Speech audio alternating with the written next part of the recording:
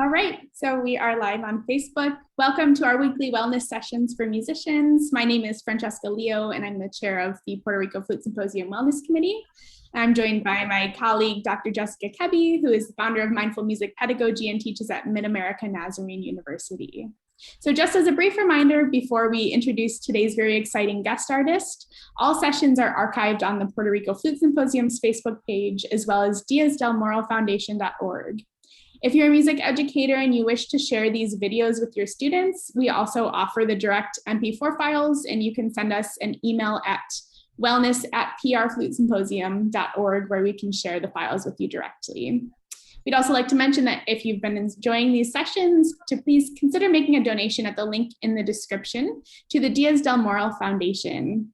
And if you're tuning in via Facebook Live and have any questions during today's session, please type them as a comment and we will be sure to relay them to today's guest.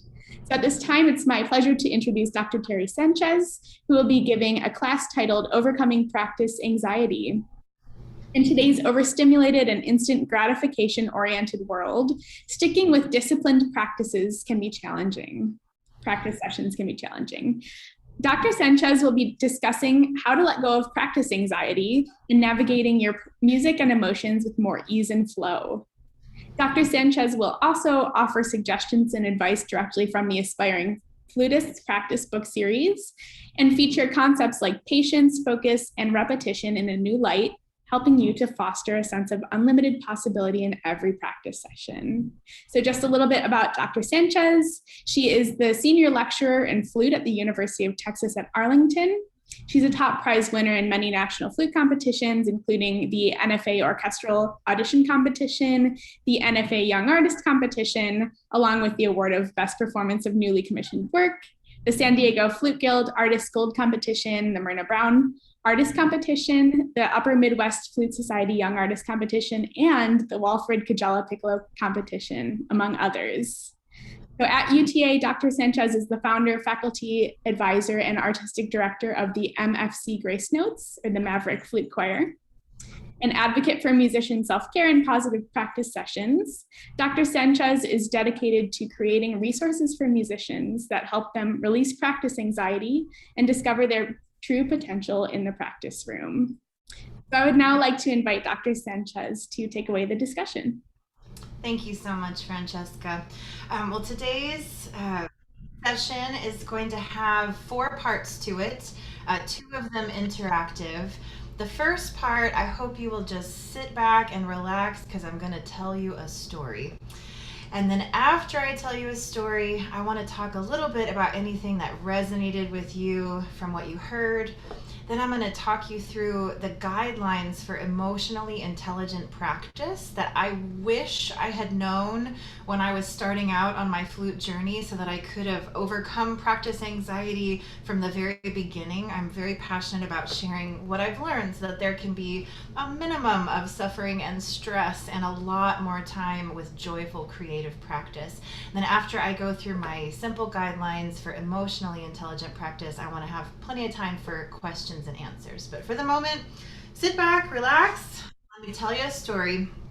This is actually my flute story, which you can find at the beginning of the Aspiring Flutists Practice Companion if you'd like to read it visually. Okay, for the first 3 months of 7th grade beginner band, I was last chair. I often told myself it was because I was absent on the days when the other flutists learned fingerings for new notes, but in truth, I just wasn't playing well. Soon, however, the same competitive spirit that fueled me during family board games prompted me to try harder in band. So I began to pay attention to the girl who always won first chair. What was she doing that I wasn't? Why was her score consistently higher than mine? Why did the band director smile at her when she played, but not at me? After listening carefully, I realized her tone and articulation were clear, her fingers moved cleanly and efficiently, she sat taller, took bigger breaths, and projected confidence. I thought to myself, I can do that. So I began to stay after school in the band hall and practice. Soon, my former idol became my closest competitor. We often traded first and second chair, and I continued to learn from her as much as I could. I used what I learned and practiced like crazy.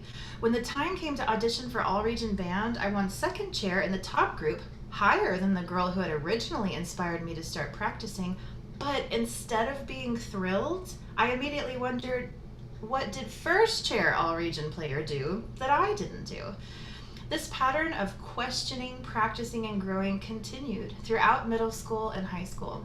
In hindsight, my competitive approach moved me forward, but was damaging to my musician spirit.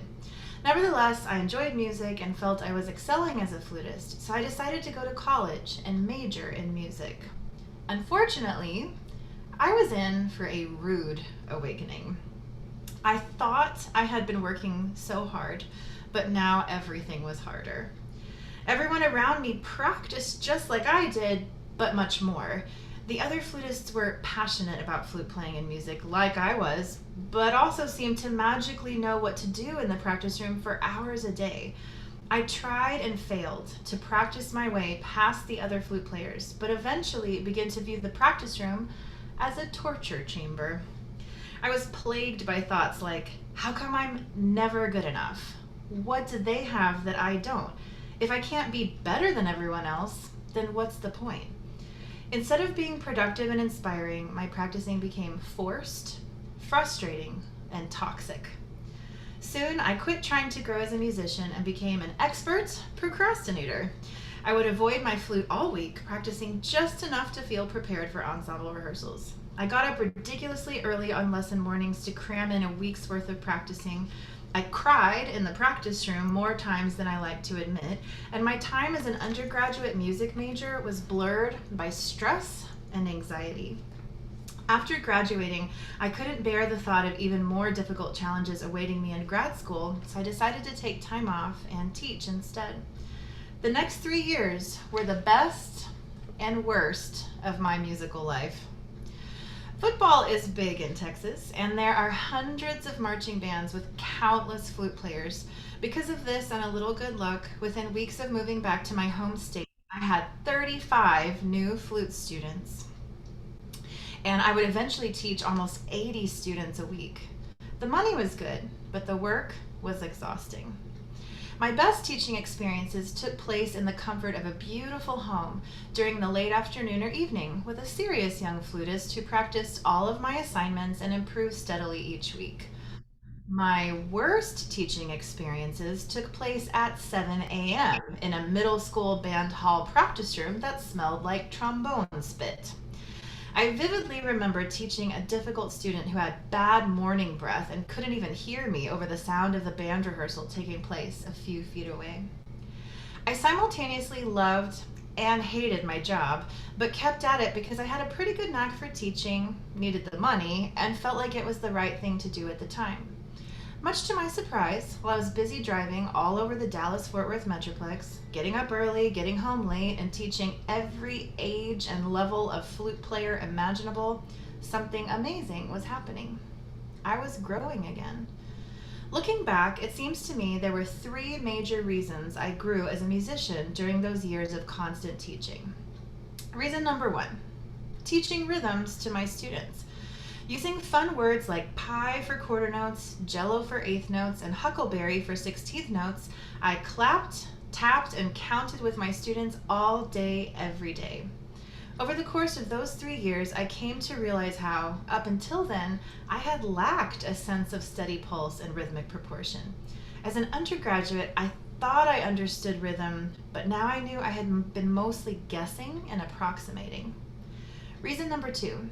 Checking out audiobooks from the library. Teaching a huge number of students was hard, and I often felt completely exhausted. My favorite moments were my teaching breaks, during which I visited different libraries near the schools where I taught to check out audiobooks. Since I was in my car for hours each day, and I was working 6 to 7 days a week, I could easily listen to many books each month. I started with fiction, but soon moved on to the self-help category. My stress, anxiety, and depression from never feeling good enough was soothed by listening to audiobooks with concrete tools and strategies that seemed to help. I realized that the basic principles were all the same, but with different vocabulary, and they were fantastic resources for teaching music to both my students and myself. Reason number 3, I began entering competitions again.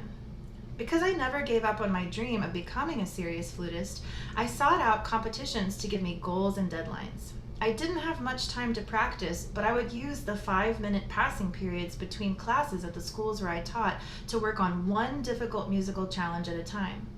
When one of my students was a no-show, I secretly celebrated and used their entire lesson spot to practice myself. After winning some nice prizes and some pretty big competitions, I felt my confidence as a flutist coming back. I started thinking things like, I really am good enough. If I did this with small bursts of strategic practicing, what could I do if I really practiced? What if it's time to go back to school? So I started graduate school, and unfortunately, was in for another rude awakening. Because of my newfound confidence as a teacher and competitor, I assumed many aspects of graduate school would simply be a formality for me, a means to an end, a way to get a diploma while I practiced to be good enough to audition for a major orchestra. I thought it would be so much easier than school had been before. I soon realized that my new professors and fellow students were unimpressed by my recent accomplishments. Again, I started feeling like no matter what I did, I wasn't good enough. I was better at practicing now, but I found that same sense of loneliness and frustration in the practice room, as if it had simply been waiting there for me these past few years. I sought validation and tried to compete with others, but never found satisfaction. I started losing the confidence I had just regained. When the time came to decide what to do after I earned my master's in flute performance, I felt lost. My flute professor asked me to consider what role fear was playing in my decisions. I took her advice to heart, dug deep, and asked myself if fear was holding me back. What I realized changed everything. I loved music and performing, but I also really loved teaching. I never wanted to return to the frantic life of too many students in too many locations, but sharing what I learned with students had become a passion without me even noticing it. When I asked myself the question, what kind of job will allow me to perform, teach, and keep growing, I found the answer almost immediately. I wanted to teach college students. I wanted to help them have a better, easier time than I did becoming the musician they wanted to be. After a little research, I knew the best way to start working towards this new goal was to earn a doctorate. So I went to yet another school and was in for yet another rude awakening. If my first 3 years of full-time private teaching were the best and worst of my musical life, my 3 years as a doctoral student were a very close second place for the worst. The difficult classes, the punishing schedule, and the red tape involved in earning this advanced degree seemed to loom before me like a giant dragon in a fairy tale, and I spent almost every day feeling like I was about to get burned. One day, after I left to teach some lessons, I returned to campus just in time for my next class and found that I couldn't get out of my car. My brain felt foggy, my arms and legs felt like lead, and it seemed that getting out of the safety of my car so that I could hurry to class was the hardest thing I had ever tried to do. So instead of going to class, I went shopping and bought a journal instead. I'd had a habit of writing in a journal since I was young, but didn't get into the habit of writing consistently until, as an adult, I read a book written by Julia Cameron. I wrote much more often after reading The Artist's Way, but my writing was often full of worries, questions, and frantic attempts to fix everything. I often wrote cautiously, as if someone else was going to read my journal someday and judge me based on what they read. The journal I bought the day I couldn't get out of my car was a big, thick journal with a lot of pages and plenty of space to write. I took it to a nearby coffee shop, settled into a booth, and wrote this line at the top of the very first page. What if, instead of caring so much about other people's opinions, I took myself more seriously? And then I wrote, like, a lot more seriously. I remember writing those words so clearly because I now have the answers to the questions. Writing in my journal every day clarified my thoughts and helped me identify my challenges.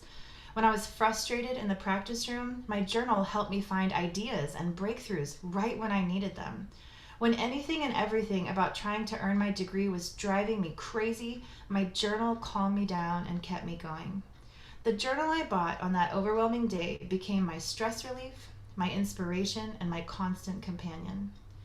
Soon after I decided to take myself a lot more seriously, I earned my doctorate. After that, I began working at a university, doing the job I now realize I've been training for since that first day in 7th grade band. Today, I spend my days teaching college flute students to practice, learn, and grow with more patience and kindness for themselves than I ever did when I was in their position.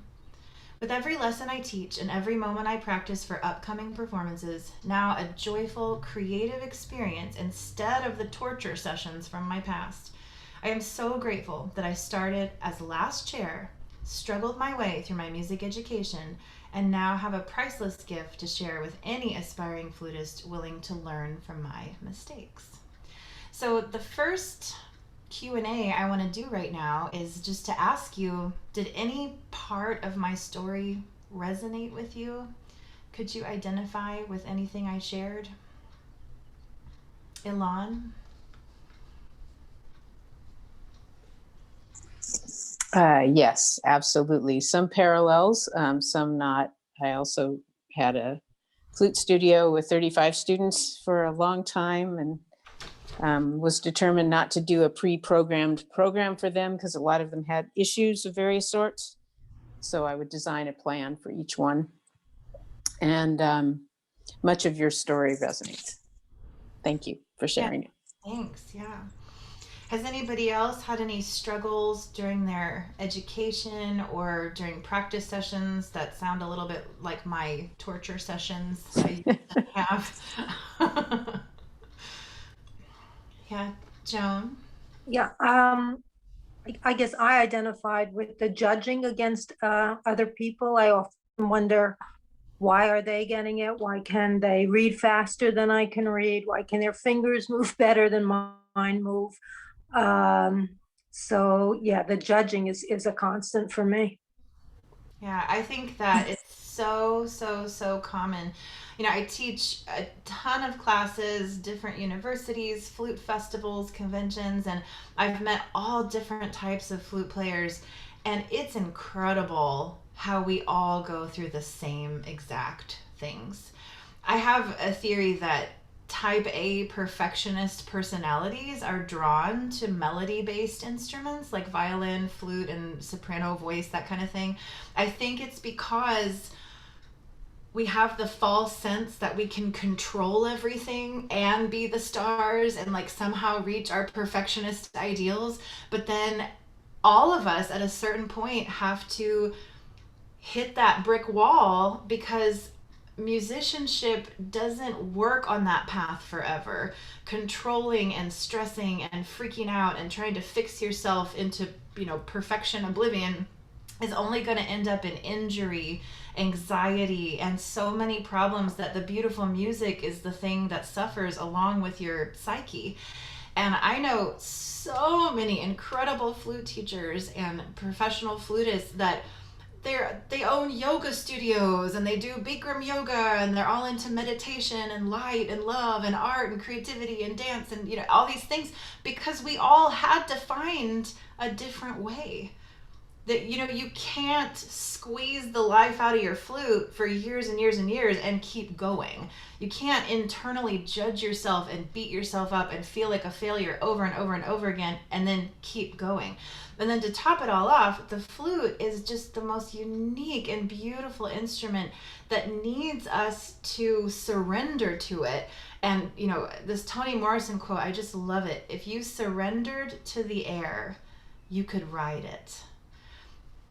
That is what the flute requires of us. And so we have to find a different way. And then we end up being so much better for the suffering and for the illusion of control that we sort of endured as long as we could. But then there's always this full circle that has to come about if you're going to reach your full potential as a flutist. And I feel like it's so similar to singing because this fancy silver tube of ours makes us sound like a flutist. But our real instrument is our body, and our mind and our body are inextricably related, along with our spirit, and that's what flows through the flute. A big thing for me is open mind, open heart, open body. That's the only way to find that really ringing, resonant, gorgeous sound, and to learn as much music as you want to learn. Do you have any questions based on topics that have come up so far, or would you like me to go on to my guidelines to emotionally intelligent practice? We good for now? Okay. And there is a worksheet that I'll give out, or Francesca will give out at the end of the presentation, but I wanted us to just listen and have a conversation before we got all the writing involved. So, and again, you don't have to keep track of this if you don't want to take notes. I use the acronym PRACTICE. I'm a sucker for acronyms because we can easily remember the information. PRACTICE. This acronym, as I go through each letter, I'm going to be describing to you the things that have helped my students overcome practice anxiety, that helped me overcome practice anxiety, and that I think if I had known a lot more about these things from the very beginning, I could have saved myself a lot of injuries and a lot of true depressive episodes. And this is another thing that I'm sorry to say that it's true, but it is true. There are so many musicians that go through major depression and anxiety issues. There's something about spending time alone for hours and hours and hours for years and years and years. If you don't have a healthy relationship with yourself, and you've got toxic practice habits, it really is like a torture chamber, and it really is causing you great suffering. So these things, I think, are not only important to sound better, like have a more beautiful tone, be able to breathe better, win a competition or impress your teacher. It's not just for that, it's for your life and for your ability to connect to music in the way that part of you has always wanted to, or you wouldn't be dedicating yourself to practice in the first place. So PRACTICE. Procrastination versus proacting. Now, when I first even say these words, my inner undergrad just wants to roll my eyes and go, yeah, if I could just magically stop procrastinating and be proactive, I wouldn't have any problems, right? But I think a lot of times what's missed about procrastination, especially from the perfectionist's mind, is realizing it's not about being lazy. Procrastination is not about being lazy. If you care about your flute and your music and your progress, you're not procrastinating because you're a lazy person.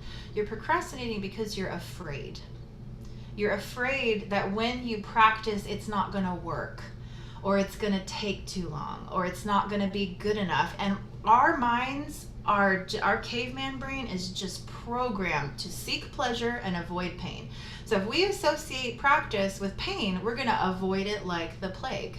So procrastination has deeper roots. And I think the very first step to switching to a more proactive mindset is accepting that you're not doing anything wrong, that you're not a bad person because you didn't feel like practicing today or yesterday or last week or whatever, and not trying to overcompensate and rush and learn all this music to make up for lost time. Switching to being proactive is not about being this hardcore, disciplined, perfect musician. Being proactive means, when I think about it in terms of practice routines, it means getting creative and making a personally customized practice routine that you actually like. So one of my first suggestions is linking up with routines that you already have. So I just got through telling the Falling in Love with Your Flute course that I taught earlier today, all the attendees there. I am a hardcore coffee addict, like coffee, right? Lorelei Gilmore has nothing on me, so I have linked up coffee and warm-ups. When I have my coffee in my hand, I've got to be doing my epic warm-up. And it's kind of fun because my high school flute teacher was always drinking coffee, and I think my brain got wired with the two together anyway. But, linking up your daily routines, like, okay, I want to become queen of the scales. Well, every morning after I brush my teeth, I'm going to play 3 keys. And then after lunch, I'm going to play 3 more keys. Before bed, I'm going to play 3 more keys. You know, whatever is going to work in terms of user-friendly, accessible, personalized routines that make sense for you. It might be right after you walk your dog, right before you walk your dog. It might be, I mean, I don't think anybody watches commercials anymore, but it could be like during commercials if you're old school. You know, you can do anything that works for you. And remember, a little bit of practice a lot of times adds up to so much more than just all the guilt from not doing the perfect practice sessions. Conversely, you may have a totally different style and love to do hours of practice, and so maybe you need to prioritize yourself in your own schedule and carve out that time. But it has nothing to do with shoulds or shouldn'ts. It has to do with what is actually going to be rewarding in your life. So procrastination, let yourself off the hook. It's fear-based. Be proactive in a way that actually feels good, because as long as you've got your flute in your hands and you're honestly showing up, you are growing. That's half the battle, is opening your flute case. Okay, R is for rushing versus relaxing. Now, deadlines, yes, are motivating, but they're very deceptive. So whether you've said, okay, I have a lesson on Friday, or I have a concert next week, or I have a competition next month, or I shoulda, coulda, woulda already been at this fast tempo, you know, yesterday, so I've got to get there as fast as I possibly can. When you try to rush towards results, you are lowering the level of your playing, and you're dramatically lowering the effectiveness of your practice. It's super counterintuitive, but I say this to my college students all the time, and it takes them a couple of years to believe that I actually mean it. But I tell them, okay, if you've got 2 hours to practice tonight, I would rather you take 37 breaks during those 2 hours and get a few quality minutes of focus and connection out than for you to muscle your way through 2 hours of solid practice, forcing yourself to do it. Anytime you force yourself, like that feeling when you don't feel like doing it, but you're making yourself do it, it is incredible. The ripple effects of tension in the muscles of your face and your throat and your tongue and your fingers and the funky thought processes that occur. It is literally sabotaging your playing. So I would rather you be an expert at taking breaks, where you're like stretching and napping and drinking water and listening to music and watching YouTube videos and chatting with friends. I'd rather you do that more than actually practice if, when your flute is on your face, you're in a good mode. Your ears are open, your heart is open. Because 5 minutes of connecting to your flute for real is worth 20 hours of muscled, forced practice. It's hard to believe that, but I truly believe it. So relaxing your way through your practice session seems too good to be true. Please take it from somebody who's tried everything possible to go the perfectionist route, and I've seen countless flutists try this. Relax your way through. Relax your way through. Pretend like you're at a spa. You know that feeling like mud mask, massage, manicure, pedicure, where your brain finally goes like, I don't have to work today. And you finally get that vacation-y feeling. It takes me like 3 days to process I'm on a vacation, because I'm just like work. But that vacation feeling, that's how I feel when I practice. I'm sure it works with emails and stuff too. I'm really bad at all the other stuff. But with practicing, I know it's important, and especially with flute playing. So breaks. Relax your way through your practice sessions. A is for anxious thoughts versus asking questions. Anxious thoughts are tempting little gremlins, because as soon as we feel an anxious thought happen to us, it feels like it happens to us, we want to solve it. We want to fix the anxiety. Okay, I feel stress. I need to fix the stress. I don't feel like practicing. I need to fix this problem and make myself practice. This is a talk I could give for an hour just on this one topic alone, but I'll say briefly, and I believe this passionately. I feel like you could pick up any psychology magazine and find tons of evidence to prove this. Anytime you try to solve anxiety, you create more anxiety. Anytime you say, oh, my heart's beating fast, my head is spinning, I gotta fix it, I gotta fix it, I gotta fix it. Your heart's gonna beat faster. Your head's gonna spin faster. So solving anxiety is not the problem. There is no solution. It's an illusion. In fact, once you try to solve one thing, you start creating more problems, and then you try to solve those problems, and then I start thinking of it like an anxiety tornado. It's just a mess. The better thing to do is stop. Put your flute down. Stretch, breathe, clean slate it, clear your mind. Get out of the current jumble. That jumble is unsolvable. That one's already gone. Fresh started, and ask yourself questions. What is it that's really important to me right now? Is it really learning the whole piece? Or is it this one passage right in front of me that's been driving me nuts? Would I feel better if it was just this one passage? Is it really that, I'm just terrible and I never sound good enough in my lessons? Or is it really just that I want a prettier tone? Could I just sit here and play one note and find a more beautiful tone? Ask yourself questions until you get to an answer that feels like something not only that you actually can do right now, but that would feel good to do. What would feel really good and rewarding to do right now? Don't participate in the anxiety tornado. Let go. Start asking questions until you find answers that feel good. C is for complaining versus clarifying. And this, it's an interesting time because of the pandemic.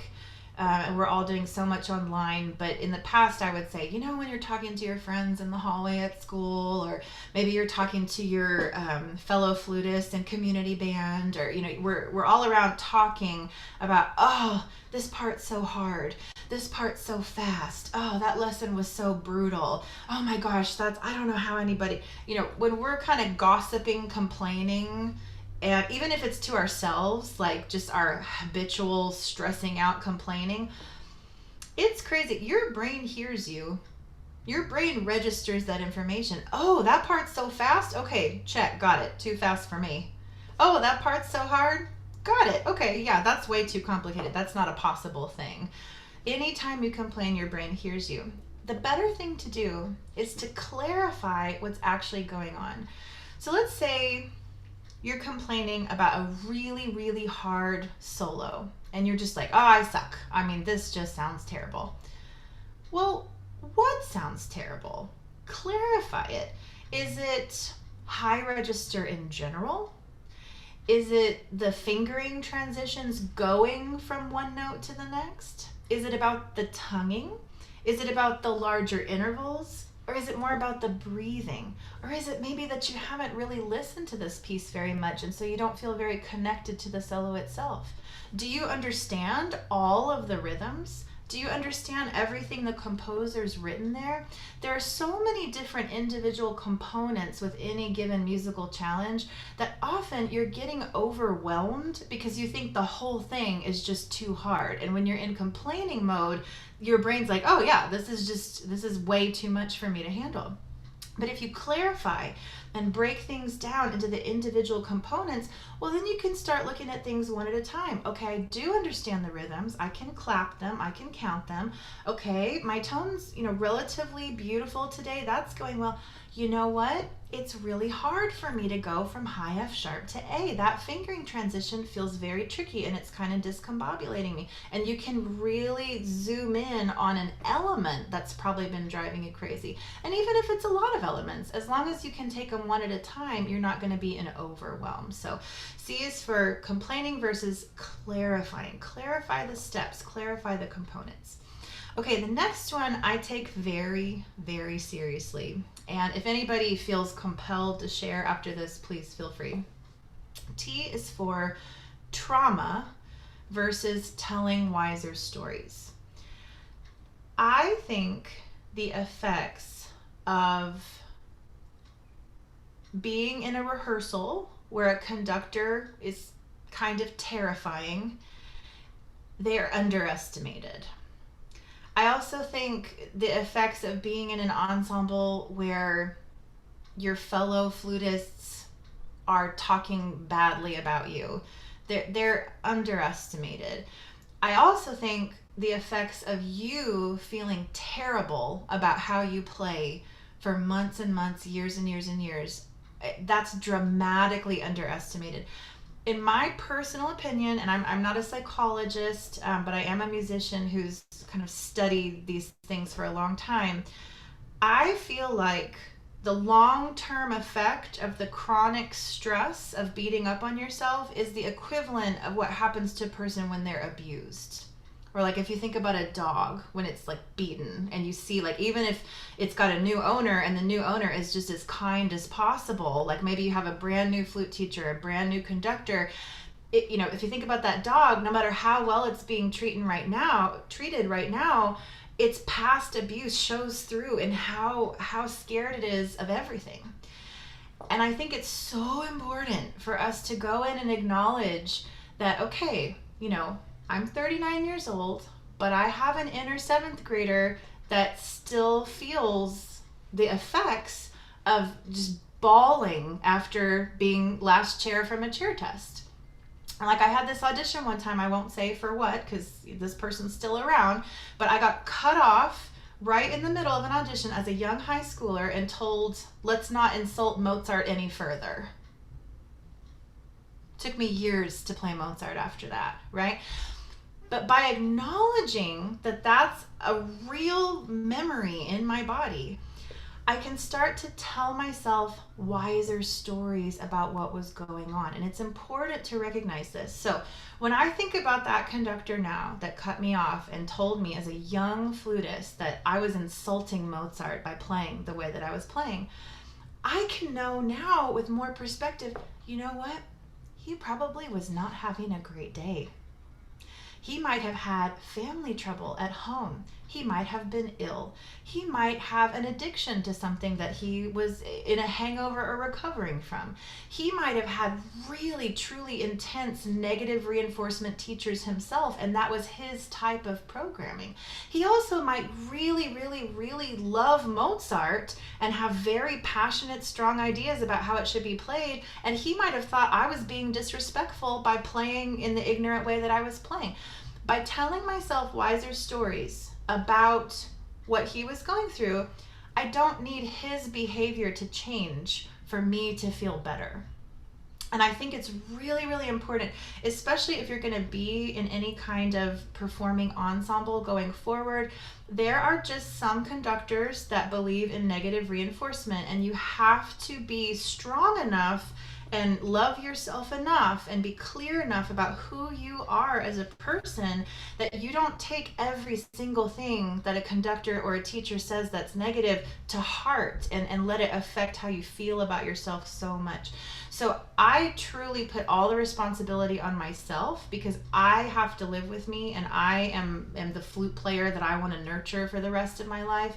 So I find compassion for those that participated in traumatic memories with me, and by doing that and humanizing them and kind of feeling maybe even bad for them that they think that that's the best way to communicate, I can find my own power back. So if you can't tell, I'm very passionate about that one.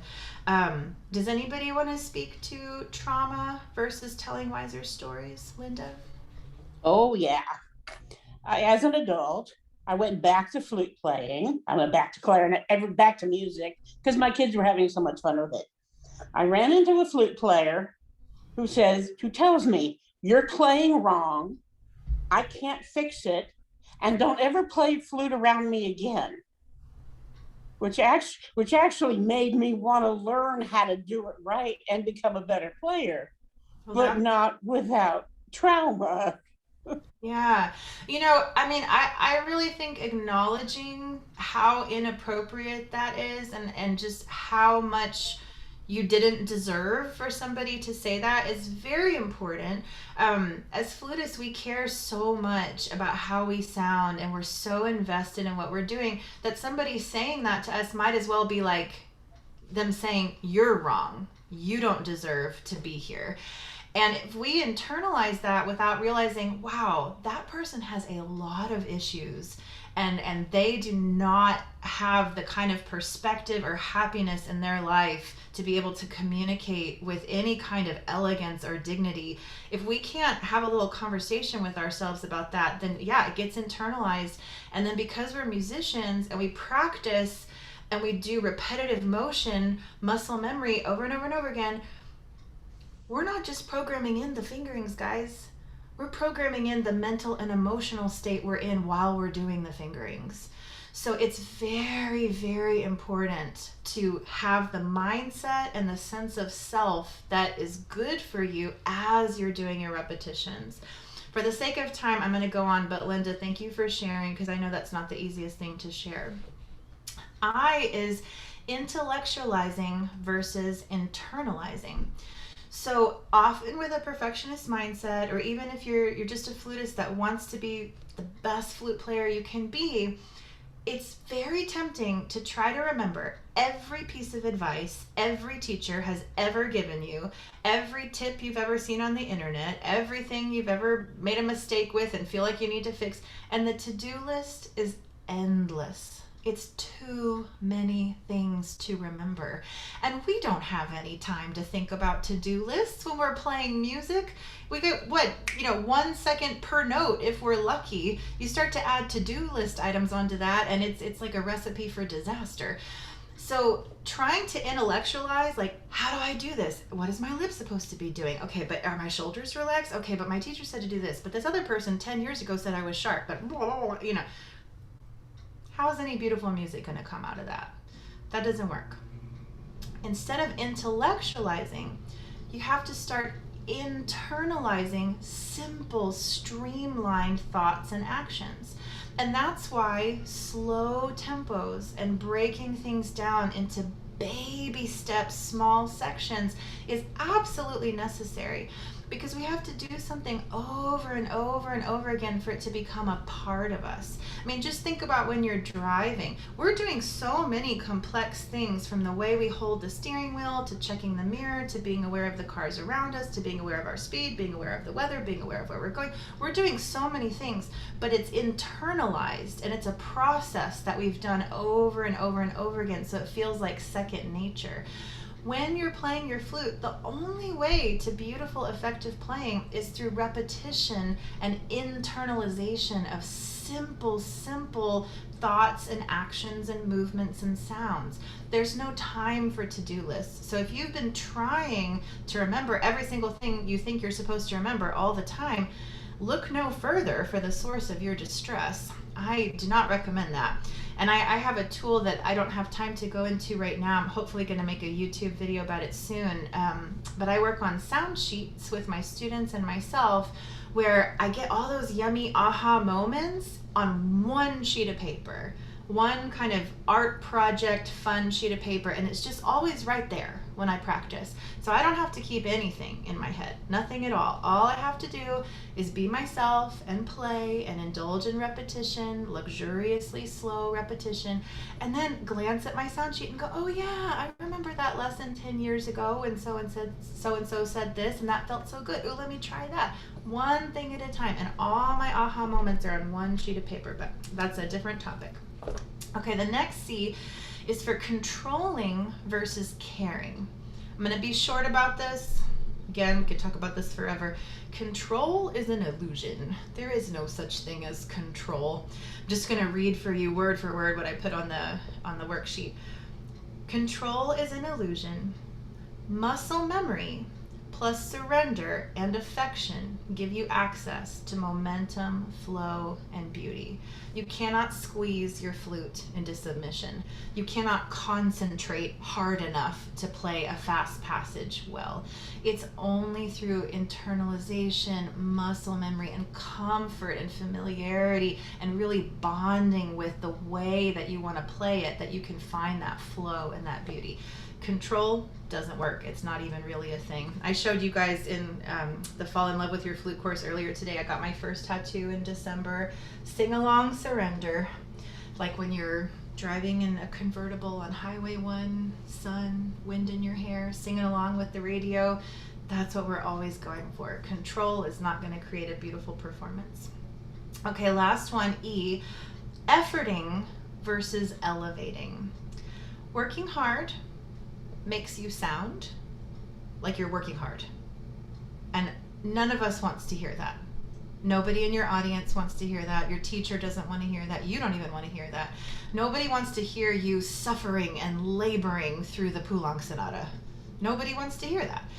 Instead of efforting, elevate. Switch to elevating. As you play a passage many times, as you practice a piece many times, elevate slowly. Look for a richer tone, a deeper tone, a more resonant tone. Start feeling for deeper breaths, easier breaths. Listen for more and more in tune intervals. Inch your tempos up, just baby steps at a time. Elevate slowly so that every time you repeat, you're beautifying and clarifying and polishing in baby steps that are actually accessible to you. Anytime you try to effort and skip steps, like I'm gonna go from 60 for the quarter note all the way to 132 right now, all we're gonna get is a working hard, anxious mess. And you may feel like you're quote unquote getting away with it, but just press record and listen back and you'll find out very quickly you are not. So switching efforting for elevating.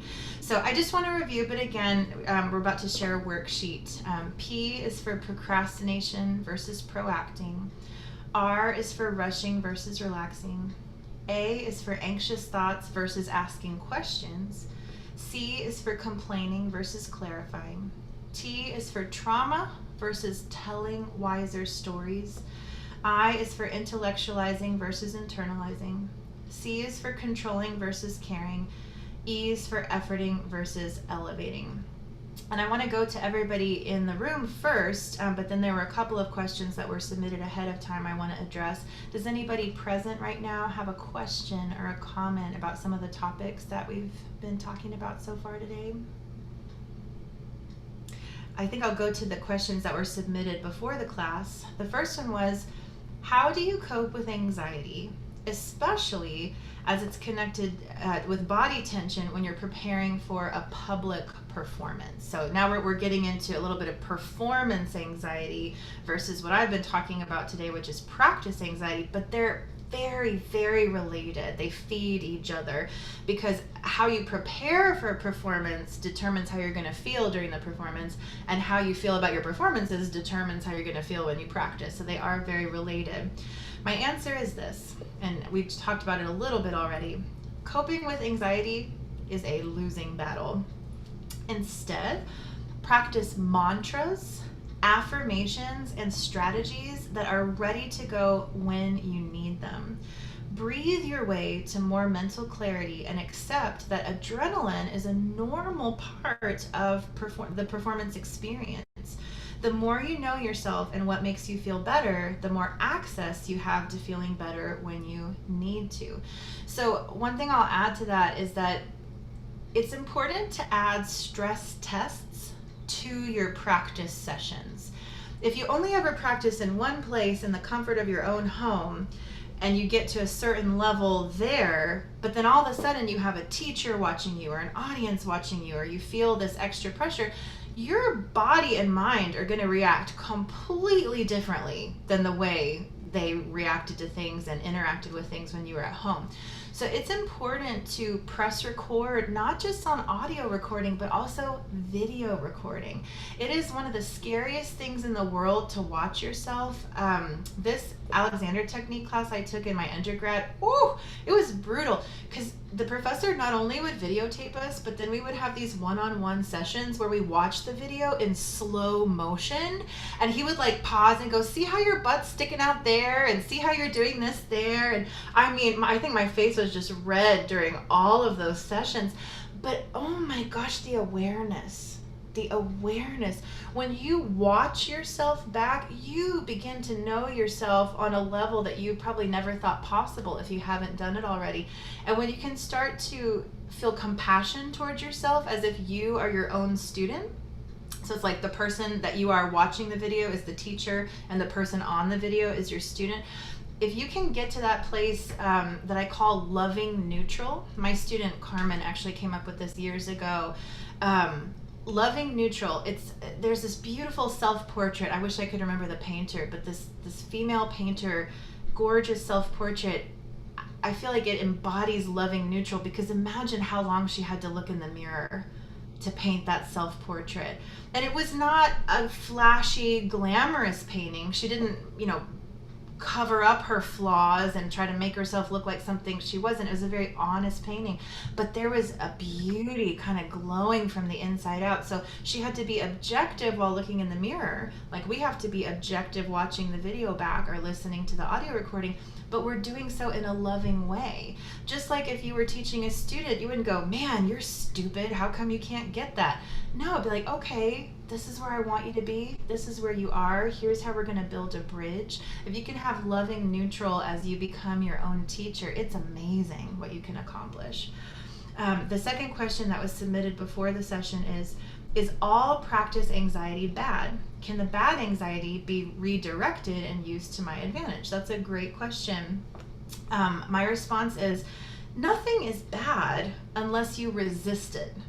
What we resist persists. So anytime you push against something, it pushes back. So ask questions to find out what you're really afraid of. Is it really that everybody in the audience is going to think you're a total idiot? Or is it that you're going to discover that you're not good enough as a flutist and you never should have been doing it in the first place? And then once you find those kind of ridiculous thoughts, dig deeper. What's that about? What's that about? What's that about? And find out what usually we all find out when you keep asking why, is we all want to feel loved and appreciated and like we belong. And part of playing our flute is our kind of offering to the world, look, I'm doing something beautiful, love me. And when you start to realize that the only person who can ever really give you the love you're seeking is yourself anyway, then you can start to deal with things like performance anxiety and practice anxiety. Remember that vulnerability is strength. I'm sure you can see that even with my example here today. I've been incredibly vulnerable with you. I've told you that I've gone through depression. I've shared with you stories of failure. I've shared with you stories that are not pretty and they don't make me seem like I have it all together.